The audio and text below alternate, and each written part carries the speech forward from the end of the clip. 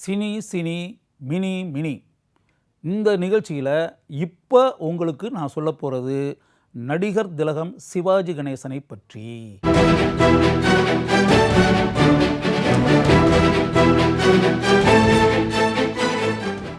வாழ்க்கையில் அப்சர்வேஷன் அப்படின்றோம்ல, அது மிகப்பெரிய விஷயம். அதாவது எப்படின்னா, நம்ம அப்படியே போகும்போது எந்த விஷயத்தையுமே கூர்ந்து கவனிக்காமல் மேலோட்டமாக நுனிப்புள் மேய்வது அப்படின்றோம்ல, அந்த பேட்டர்னில் லைஃப்பில் எப்போவுமே இருக்கக்கூடாது. எந்த விஷயத்தையும் அதாவது பார்த்தாலும் சரி, படித்தாலும் சரி, கேட்டாலும் சரி, கூர்ந்து பார்க்கணும், கூர்ந்து கேட்கணும். அப்படியே போகும்போது அப்படியே நீங்கள் செடியாக இருந்தாலும் சரி, கொடியாக இருந்தாலும் சரி, மலராக இருந்தாலும் சரி, மரமாக இருந்தாலும் சரி, கட்டடமாக இருந்தாலும் சரி, எது இருந்தாலும் அந்த தெளிவாக கூர்ந்து பார்க்கக்கூடிய தன்மை அப்படின்னு இருக்குல்ல, அது கட்டாயம் வேணும். அப்படி கூர்ந்து பார்க்கக்கூடிய தன்மை உள்ளவர்கள் தான் வாழ்க்கையில் மிகப்பெரிய சாதனையாளர்களாக இருப்பார்கள். இப்போ நடிகர் திலகம் சிவாஜி கணேசன் காலத்தை கடந்து மக்களின் உள்ளங்களில் நிரந்தரமாக வாழ்ந்து கொண்டிருக்கிறார் அப்படின்றதுக்கு காரணம் அவர்கிட்ட இருந்த அந்த அபாரமான கூர்ந்து பார்க்கக்கூடிய தன்மை, அந்த அப்சர்வேஷன் கெப்பாசிட்டி. அதுதான் சிவாஜி சாருடைய வெற்றிக்கு மிகப்பெரிய அடித்தளமாக அமைந்தது. படங்களில் அவர் பலதரப்பட்ட கதாபாத்திரங்கள்லாம் நிறையா பண்ணியிருக்கார் இல்லையா. அவர் பண்ணக்கூடிய கதாபாத்திரங்கள்லாம் பார்க்கும்போது உங்களுக்கு ரொம்ப ஆச்சரியமாக இருக்கும். சிவாஜி எப்படி இதெல்லாம் பண்ணுறாரு, இவர் எப்படி இதெல்லாம் இப்போ ரோட்டில் இருக்கக்கூடிய ஒரு ஆள் பண்ணக்கூடிய மேனரிசம்ஸ் எல்லாம் அவருக்கு அப்படியே வருது. ஒரு காலேஜ் ஸ்டூடெண்ட் பண்ணக்கூடிய இன்றைக்கி இருக்கக்கூடிய ப்ரெசன்ட் யங் ஜெனரேஷன் இவங்ககிட்ட இருக்கக்கூடிய ஸ்டைல் மேனரிசம் எல்லாமே சிவாஜி அப்படியே ஸ்டைலிஷாக பண்ணுறாரு. 1952 பராசக்தியில் நுழைஞ்சவருக்கு எப்படி இன்றைக்கி இருக்கக்கூடிய இளைஞர்கள்ட்ட இருக்கக்கூடிய ஸ்டைல் மேனரிசம்லாம் இதெல்லாம் சிவாஜி கணேசனுக்கு எங்கிருந்து வந்தது, இவர் எங்கே கற்றுக்கிட்டாரு அப்படின்னு நமக்கு ஆச்சரியமாக இருக்கும்ல. அதை நம்ம மைன்யூட்டாக கவனித்தோம்னா சிவாஜி கணேசன்கிட்ட இருக்கக்கூடிய அந்த அப்சர்வேஷன் கெப்பாசிட்டி அதுதான். அது 90% ஆஃப் த பீப்புள்கிட்ட அது இல்லை. அது இல்லாமல் இருக்கிறதுனால தான் சிவாஜி சாரை பார்த்து நம்ம எல்லோரும் ஆச்சரியப்படுறோம். உதாரணத்திற்கு இந்த விஷயம் உங்கள் ஆழமாக உங்கள் மனசில் பதியணுன்றதுக்காக உதாரணத்துக்கு இந்த விஷயத்தை நான் சொல்கிறேன். இப்போ சிவாஜி கணேசன் நடித்த மிகப்பெரிய வெற்றி படம் கௌரவம். அந்த படத்தை நீங்கள் பார்த்துருப்பீங்க. அந்த படத்தினுடைய இயக்குனர் வேட்னா வீடு சுந்தரம் டைரக்ட் பண்ணார். அந்த படத்தினுடைய தயாரிப்பாளர் ஹிண்டு ரங்கராஜன். அதில் சிவாஜி சார் ஒரு வழக்கறிஞர் கதாபாத்திரத்தில் பேரிஸ்டர் ரஜினிகாந்த், அதான் கதாபாத்திரத்தினுடைய பேர். சிவாஜி கணேசன் அதில் அப்படியே ஸ்டைலிஷ் பெர்ஃபார்மன்ஸ். அதில் உதாரணத்துக்கு அவருடைய மனைவி பேர் செல்லம்மா. படத்தில் செல்லம்மா பண்டரிபாய் நடிச்சிருப்பாங்க. அவங்க கதாபாத்திரத்தினுடைய பேர் செல்லம்மா.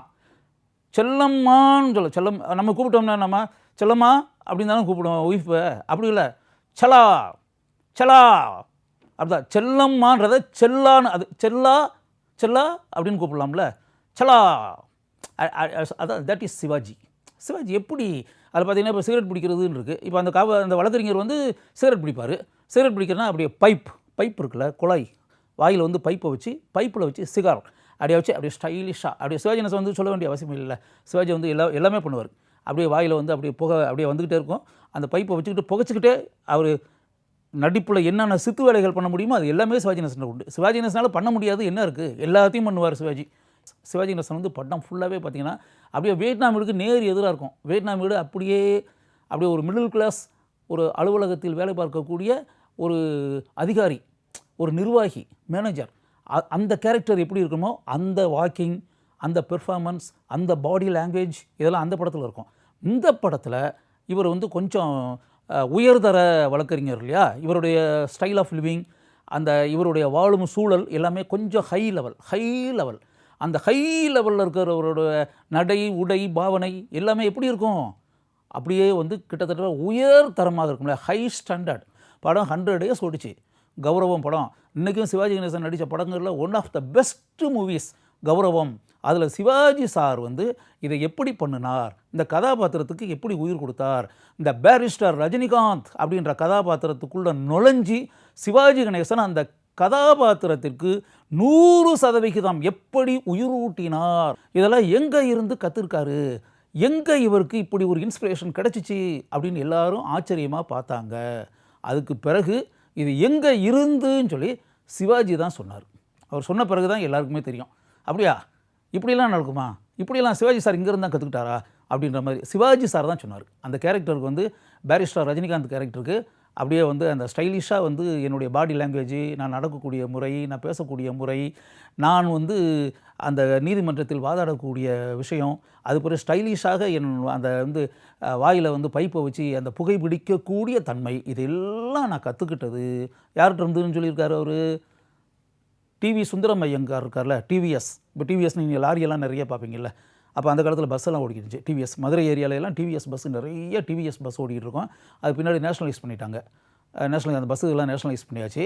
இப்போ டிவிஎஸ் ரோட்வேஸ் நீங்கள் நிறைய அப்படியே கார்கோ இதெல்லாம் லாரிகள் நிறைய நீங்கள் பார்த்துருப்பீங்க. அந்த TV Sundaram Iyengar, TVS and sons அப்படின்றது டிவி சுந்தரம் ஃபைனான்ஸ் இதெல்லாம் நம்ம பார்த்துக்கிட்டு இருக்கோம்ல, அதான் அந்த ஃபேமிலியிலிருந்து வரக்கூடிய டிவி சுந்தரம் ஐயங்காருடைய மகன் டிஎஸ் கிருஷ்ணா அவர்தான். அவர் வந்து சிவாஜி கணேசனுடைய நண்பர். சிவாஜி கணேசன் ஏன்னா அந்த ஃபேமிலி ட்ரெடிஷ்னலாக ஒரு கோடீஸ்வர குடும்பம். சிவாஜி கணேசனுக்கு டிஎஸ் கிருஷ்ணா வந்து மிகச்சிறந்த நண்பர், டிவி சுந்தரம் ஐயங்காருடைய மகன். அவர்கிட்ட தான் இந்த மேனரிசம் எல்லாமே. இப்போ வந்து டிஎஸ் கிருஷ்ணாவை வந்து அவர் எந்த அளவுக்கு மைன்யூட்டாக அப்படி நோட் பண்ணியிருக்கணும் அப்படின்ற ஒரு மேட்டர் இருக்குல்ல, அது டிவி சுந்தரம் ஐயங்காருடைய பையனை வந்து அந்த சன்னுடைய மேனரிசம் அண்டு அவருடைய நடவடிக்கைகள் எந்த அளவுக்கு அவர் மைன்யூட்டாக கவனிச்சிருந்தா ஒரு முழு படத்துலையும் அந்த கதாபாத்திரத்துக்கு வந்து இந்த மேனரிசம்ஸை கொடுத்து அந்த பாத்திரத்துக்கு ஒரு நடிகர் உயிரூட்டி இருக்க முடியும் என்பதை நினச்சி உண்மையிலேயே சிவாஜி கணேசனை பார்த்து நீங்கள் ஆச்சரியப்படுவீங்க. அந்த ஆச்சரியம் எனக்கு உண்டாச்சு. இப்போ நான் சொல்கிறத கேட்ட பிறகு நீங்கள் இந்த படத்தை பாருங்கள், உங்களுக்கு நினச்சி பார்க்க முடியாத அளவுக்கு சிவாஜி சார் மேலே மிகப்பெரிய ஆச்சரியமும் மதிப்பும் மரியாதையும் உண்டாகும்.